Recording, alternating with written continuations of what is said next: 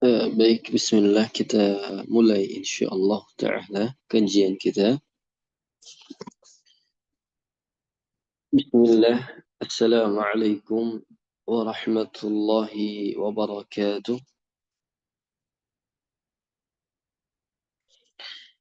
Alhamdulillah, alhamdulillahi rabbil alamin. Wabihi nasta'inu ala umuri dunya wad-din. Nabiyyina Muhammadin wa ala alihi wa sahbihi ajma'in. Amma ba'd. اللهم إنا نسألك علما نافعا ورزقا طيبا وعملا متقبلا. سبحانك لا علم لنا إلا ما علمتنا إنك أنت العليم الحكيم. آمين يا رب العالمين. Ikhwah jamaah sekalian yang Allah muliakan, alhamdulillah, tidak ada kalimat yang lebih pantas untuk kita ucapkan kecuali rasa syukur kita kepada Allah Azza wa Jal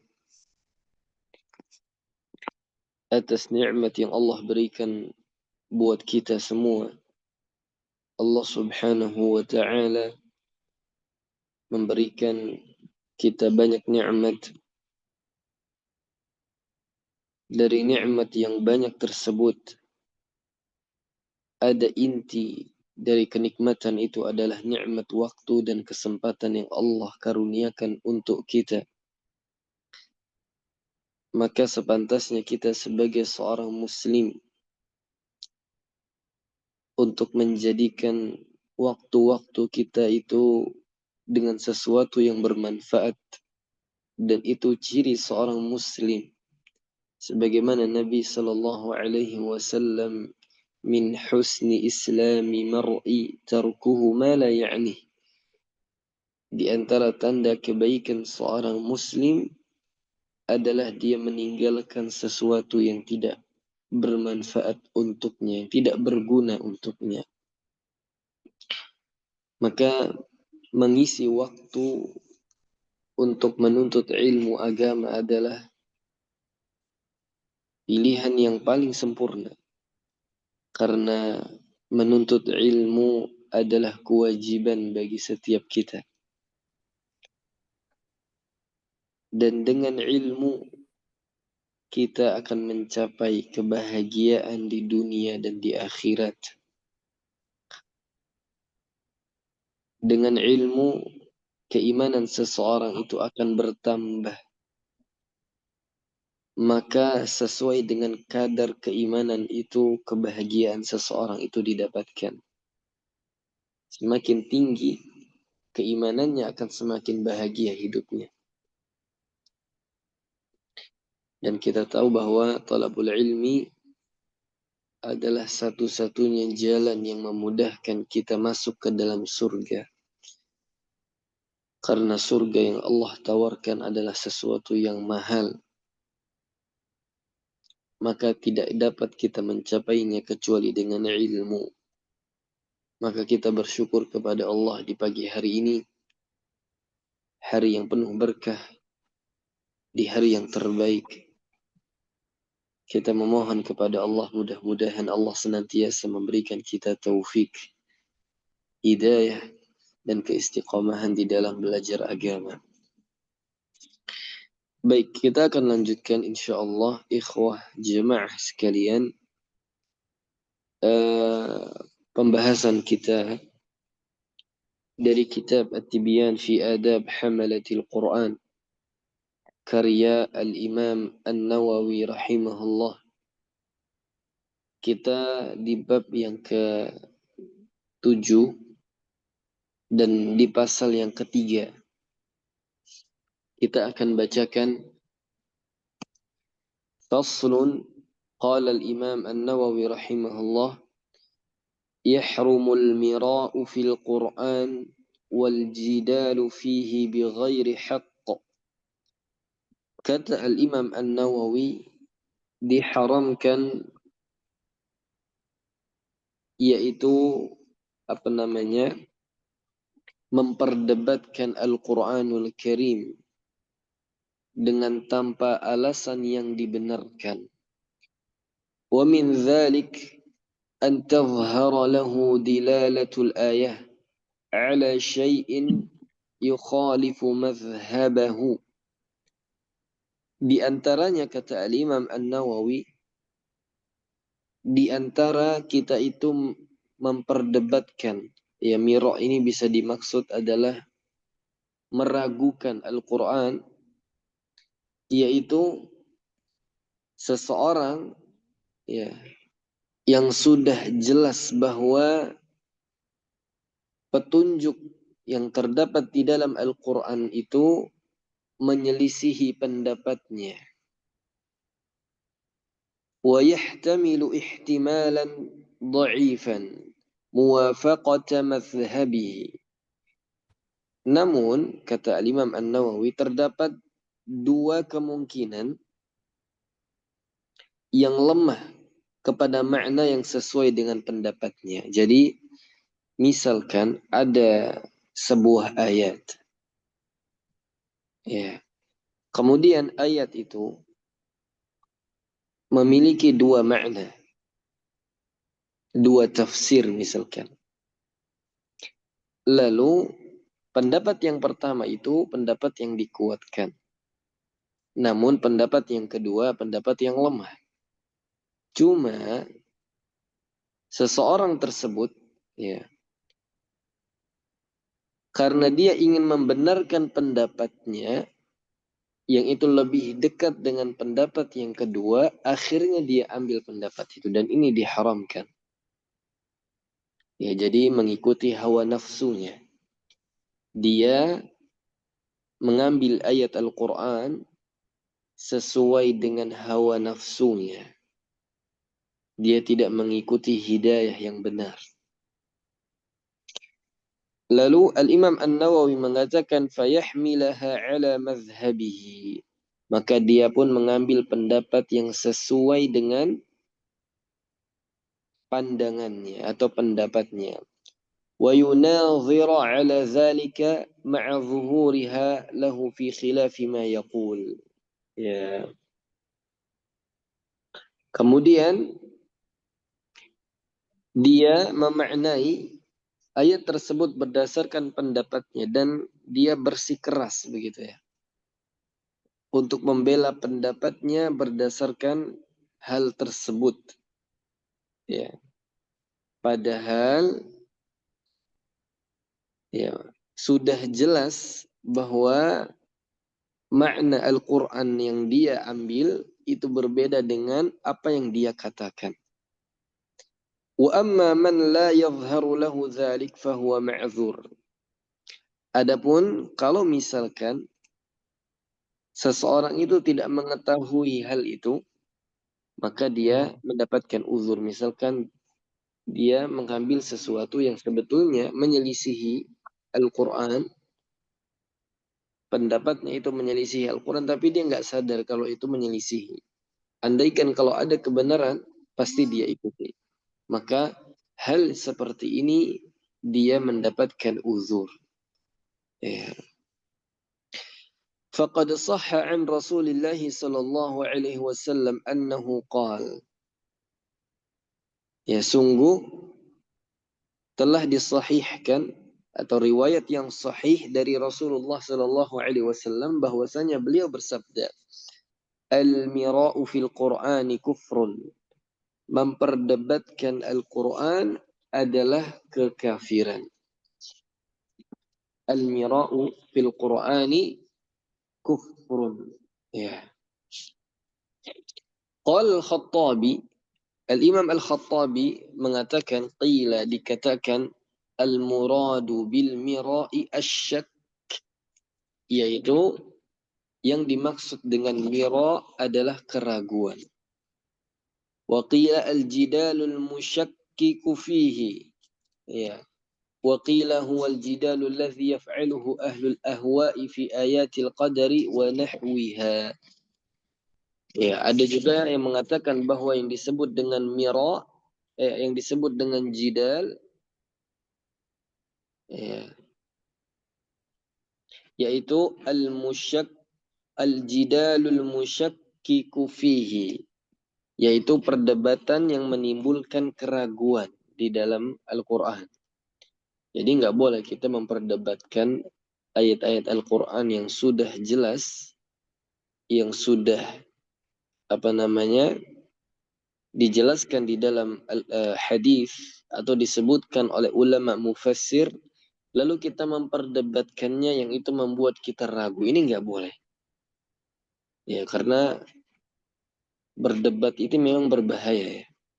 Jadi terkadang ada beberapa keadaan seseorang itu tidak boleh memperdebatkan syariat ini. Karena nanti akan mengantarkan kepada keraguan. Apalagi dia memperdebatkan Al-Quranul Karim. Makanya Nabi SAW sebutkan al-mira'u fil Qur'ani kufrun. Memperdebatkan Al-Quran ini kekufuran. Kenapa? Karena akan mengantarkan seseorang itu kepada keraguan. Akan hilang keyakinan dia terhadap Al-Quran. Dan ini akan meruntuhkan keimanan dia. Padahal Al-Quran itu adalah kitab yang mesti kita imani dan kita yakini bahwa semuanya adalah kebenaran. Nah, tidak ada keraguan di dalamnya.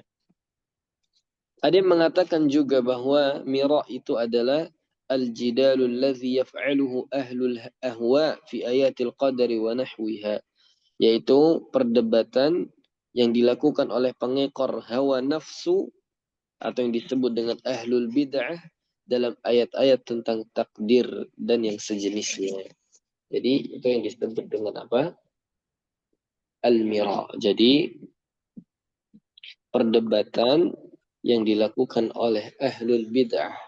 Jadi mereka kan suka mentakwil ya. Jadi di antara karakteristik para pengikut hawa nafsu adalah mereka itu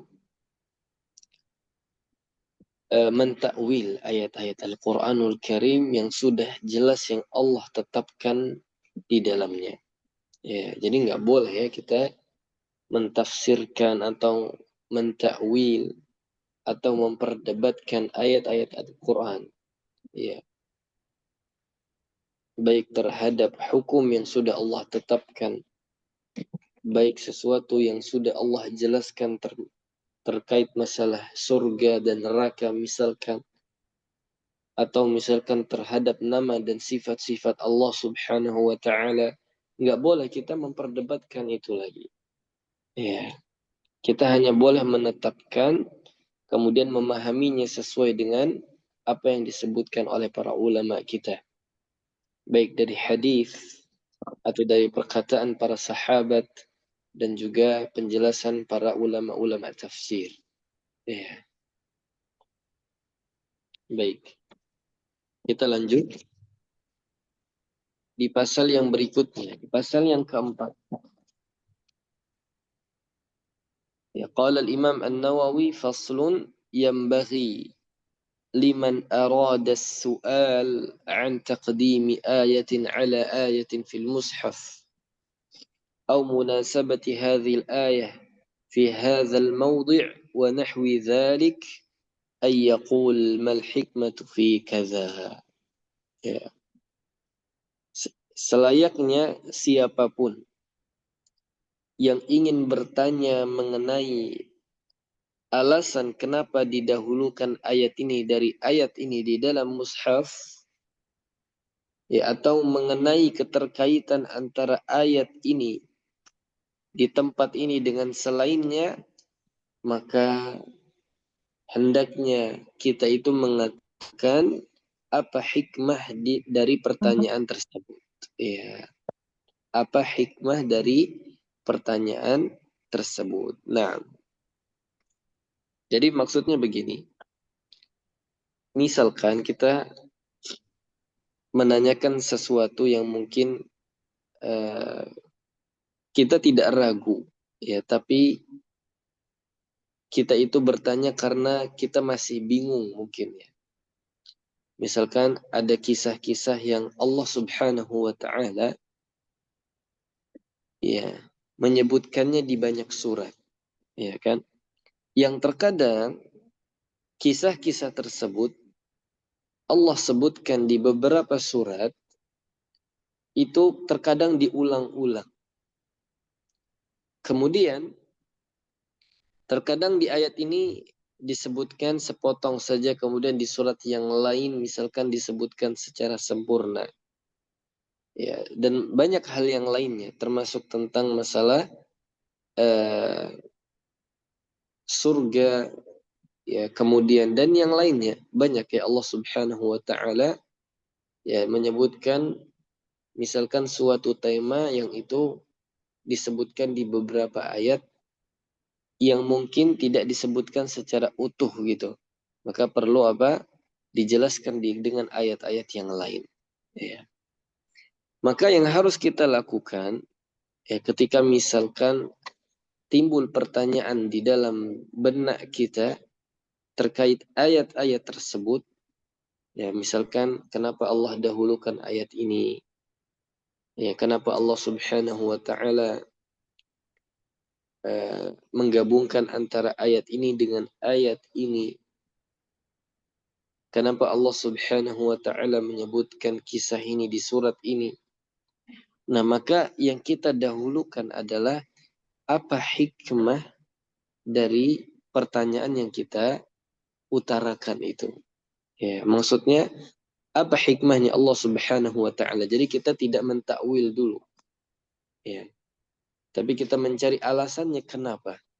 Nah, maka ini mesti kita belajar dan bertanya kepada ahlul ilmi. Ya. Yang pertama yang kita lakukan adalah kita bertanya apa hikmah dari semua ini, yang itu akan mendatangkan pengagungan kita terhadap Al-Quranul Karim. Menunjukkan bahwa Al-Quran itu mu'jizat. Menunjukkan bahwa Al-Quran itu mu'jizat. Dan itu menekankan bahwa Allah Subhanahu wa taala tidak memberikan ilmu kepada kita kecuali hanya sedikit. Wa ma utitum minal ilmi illa qalila. Dan tidaklah kalian diberikan ilmu kecuali hanya sedikit saja. Ya. Maka setelah itu kita bertanya kepada ahlul ilmi, yaitu para ulama, para asatir yang mengerti terkait masalah tersebut. Ya. Agar tidak muncul keraguan di dalam diri kita. Baik, kita lanjutkan di pasal yang kelima. Yakrahu ayyaqul ya, nasitu ayah kaza. Atau yukrahu ayyaqul nasitu ayah kaza. Bal yaqul unsituha. Au asqattuha. Ya, jadi di pasal ini kata Al-Imam An-Nawawi dimakruhkan ya seseorang itu mengatakan misalkan aku telah lupa ayat ini. Akan tetapi yang benar dia mengatakan aku telah dilupakan dari ayat ini. Jadi termasuk hal yang makruh kita itu kalau misalkan lupa terhadap suatu ayat kita bilang aku telah lupa. Tapi ucapan yang lebih tepat adalah aku telah dilupakan ayat ini. Sebagaimana doa ya yang biasa kita panjatkan, Allahumma arhamna bil Qur'an waj'alhu lana imaman wa nuran wa hudan wa rahmah. Allahumma dzakirna minhuma nussina. Ya Allah, ya, ingatkanlah aku atas ayat yang telah dilupakan dariku, ya, atau ayat yang aku dilupakan darinya. Nussina. Ya. Jadi kalimat yang benar bukan aku lupa, ya, tapi yang benar aku dilupakan. Ya, aku dilupakan. Nah, jadi misalkan kita lagi baca Quran, tiba-tiba misalkan kita baca Misalkan surat Al-Baqarah. Ya ayyuhalladzina amanu idza tadayantum. Nah, kemudian kita lupa. Ya, maka jangan bilang, ya Allah, ana lupa gitu. Tapi katakan, ya Allah, subhanallah misalkan, ana dilupakan ayat ini. Ya, sama Allah subhanahu wa ta'ala. Begitu dia. Kalimat yang lebih tepat. Nah, karena kata Nabi kata Imam An-Nawawi, faqad tsabata fi sahih. Telah ditetapkan di dalam kitab As-Sahih. An Abdullah bin Mas'ud radhiyallahu anhu, dari Abdullah bin Mas'ud radhiyallahu anhu, annahu qala, bahwasanya ia berkata, qala Rasulullah sallallahu alaihi wasallam. Rasulullah sallallahu alaihi wasallam bersabda, la yaqul ahadukum nasitu aya kadza wa kadza bal huwa nusiya. Ya, janganlah seseorang itu mengatakan aku lupa ayat ini dan ini.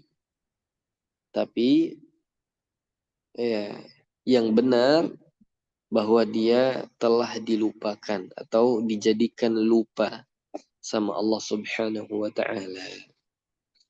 Di dalam sahih juga disebutkan wa fi riwayatin fi sahihaini aydan, dan diriwayatkan juga di dalam kitab sahihain, bi'sa ma li ahadikum ay yaqul nasitu ayatan kaita wa kaita bal huwa nusiya. Kata Nabi, sungguh celaka seseorang di antara kalian yang mengatakan aku lupa ayat ini dan ini. Yang benar bahwa dia telah dilupakan, atau bahwa dia telah dibuat lupa, nusia. Wa thabata fi sahihaini aydan, dan ditetapkan di dalam sahihain juga, an Aisyah radhiyallahu anha, dari Aisyah radhiyallahu anha, anna Nabiy sallallahu alaihi wasallam sami'a rajulan yaqra, bahwasanya Nabi pernah mendengar seseorang membaca Al-Quran. Faqala, maka Nabi bersabda, rahimahullahu, laqad azkarani ayah kuntu asqattuha. Ya. Jadi bahwa Nabi Shallallahu Alaihi Wasallam mendengarkan seseorang membaca Al-Quran, lalu beliau pun mengatakan, semoga Allah merahmati seseorang yang ia telah mengingatkanku suatu ayat yang aku pernah dilupakan darinya. Jadi maksudnya gini, ada orang itu baca Quran, tiba-tiba Nabi itu teringat dengan ayat itu yang sebelumnya Nabi itu dilupakan. Begitu dia. Maka Nabi mendoakan orang tersebut, rahimahullah, laqad azkarani ayatan kuntu asqattuha. Semoga Allah merahmati orang tersebut, ya, karena sungguh aku telah yang sungguh orang ini telah mengingatkanku suatu ayat yang mana aku telah lupakan, ya, atau yang mana telah dilupakan oleh Allah Subhanahu wa taala pada ayat tersebut. Nah, jadi ini di antara sunnah ya, kita mendoakan orang yang mengingatkan kita, ya, pada ayat-ayat yang kita dilupakan oleh Allah Subhanahu wa taala. Pada ayat-ayat yang kita dilupakan. Nah, misalkan ada orang yang mengingatkan kita, kita doakan dia, rahimakallah. Ya, rahimakallah. Atau kita mendoakan doa yang lain, barakallahu fiik, gitu ya. Wa fi riwayatin as-sahihaini kuntu unsituha. Di dalam riwayat yang lain, ya, bahwa aku telah dilupakan atau telah dibuat lupa. Wa amma ma rawahu Ibnu Abi Dawud عن أبي عبد الرحمن السلمي التابعي الجليل أنه قال. Dan adapun apa yang diriwayatkan dari Ibnu Abi Dawud dari Abu Abdurrahman As-Sulami, seorang tabi'in yang mulia, bahwasanya ia berkata, la taqul asqattu ayatan kadza bal qul aghfaltu. Ya. Janganlah engkau mengatakan aku telah melupakan ayat ini. Tapi katakanlah bahwa aku telah dilalaikan sehingga aku lupa. Ya, jadi jangan mengatakan bahwa aku melupakan ayat ini. Tapi katakanlah bahwa aku aku dilalaikan sehingga aku lupa dengan ayat tersebut. Fahuwa khilafu ma thabata fil hadits sahih. Akan tetapi apa yang disebutkan ini menyelisihi hadis yang sahih. Wal i'timadu 'ala al-hadis, dan kita bersandar kepada hadis bahwa jawazu asqattu wa 'adamul karahati fihi, dan kita dibolehkan mengatakan bahwa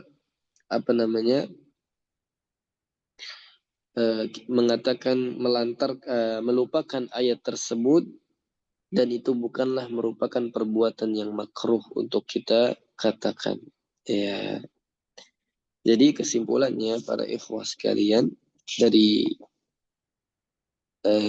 materi ini, dari pasal ini, bahwa yang pertama, lupa itu ada dua kata para ulama kita. Lupa itu terbagi menjadi dua. Ada lupa manusiawi yang itu sesuatu yang biasa, yang normal. Karena manusia ini tempatnya lupa dan kesalahan. Ya, tempatnya lupa dan kesalahan. Maka wajar kalau misalkan kita itu terkadang lupa dengan sesuatu yang pernah kita ingat, apalagi Al-Quranul Karim. Tapi lupa yang manusiawi ini adalah lupa yang tidak disengaja. Maka ini tidak tercela. Yang kedua, lupa yang dia sengajakan. Yaitu dia sengaja meninggalkan atau melantarkan hafalan Al-Qur'annya. Maka ini yang tercela. Jadi ada lupa manusiawi, ada lupa yang disengajakan. Dia sengaja meninggalkan atau melantarkan hafalan Al-Qur'annya. Maka ini yang tercela. Ya. Dan hadis yang sudah pernah kita sampaikan. Adapun tadi lupa yang secara manusiawi, maka yakinlah dan ketahuilah bahwa lupa adalah nikmat dari Allah Subhanahu wa taala yang Allah berikan untuk kita. Di antara hikmah tersebut bahwa Allah jadikan lupa bagi kita seorang penghafal Al-Quran agar kita itu memperbanyak mengulangnya. Dengan itu Allah menambahkan banyak pahala untuk kita. Ini di antara hikmah bagi para penghafal Al-Quranul Karim. Dan Nabi kita SAW yang pernah diberikan Al-Quran, itu pernah lupa. Bahkan di dalam sholat Nabi pernah lupa. Pernah suatu ketika Nabi SAW mengimami sholat, lalu beliau lupa. Kemudian setelah sholat Ubay bin Ka'ab radhiyallahu anhu mengingatkan ayatnya, beliau lupa. Maka Nabi pun menegur Ubay, wahai Ubay, kenapa engkau tidak mengingatkanku tadi ketika sholat? Ya. Nabi pun pernah Pernah lupa. Bahkan tadi ya ada seseorang yang membaca Al-Quran lalu Nabi mendoakan orang tersebut karena orang itu mengingatkan ayat yang Nabi pernah dilupakan olehnya. Nah kemudian yang kedua, yang berikutnya yang kedua, bahwa kita tidak boleh mengatakan bahwa saya lupa. Tapi katakan saya dilupakan.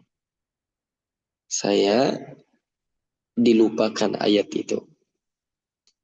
Jadi maksudnya dari kalimat ini, menunjukkan bahwa kita itu tidak sengaja melupakan Al-Quranul Karim. Tapi apa? Ya qaddarullah, walaupun sudah kita sering baca, tapi ternyata Allah lupakan ayat itu. Ya. Karena kalimat kalau kita katakan saya lupa, itu seakan-akan kita melantarkan atau tidak memperdulikan hafalan yang kita sudah hafalkan. Padahal itu nikmat yang besar dari Allah. Jadi seakan-akan kita mengabaikan Al-Quran itu. Ya, maka ini eh, sudah diancam oleh Nabi kita Shallallahu Alaihi Wasallam dalam hadis-hadis yang sudah pernah kita sebutkan di pasal yang sebelumnya. Nah, maka ini yang perlu kita perhatikan. Baik, mungkin Anda rasa kita cukupkan insya Allah ya materi kita sampai di sini. Insya Allah kita akan lanjutkan di pasal berikutnya. Di bab 7 ini ya sebetulnya hanya materi-materi tambahan sebetulnya ya yang disebutkan oleh Al-Imam An-Nawawi. Ya, jadi materi-materi seputar Al-Quran yang memang diperlukan oleh setiap kita. Seperti misalkan di pasal setelahnya itu tentang penyebutan nama surat. Boleh nggak kita langsung menyebut nama surat? Ya, atau tidak boleh gitu kan? Ya jawabannya boleh karena memang itu yang sesuai dengan sunnah. Jadi hanya menegaskan sesuatu yang mungkin sudah kita pahami, tapi mungkin kita tidak mengerti ilmunya. Maka di bab 7 ini menjelaskan hal-hal terkait. Ya, seperti itu. Baik, mungkin itu yang bisa Anda sampaikan. Allahu ta'ala a'lam. Naktafi insyaallah liqa'ana dengan doa kafaratul majlis. Subhanakallahumma wa bihamdik. Asyhadu an la ilaha illa anta. Nastaghfiruka wa natubu ilaik. Assalamualaikum warahmatullahi wabarakatuh.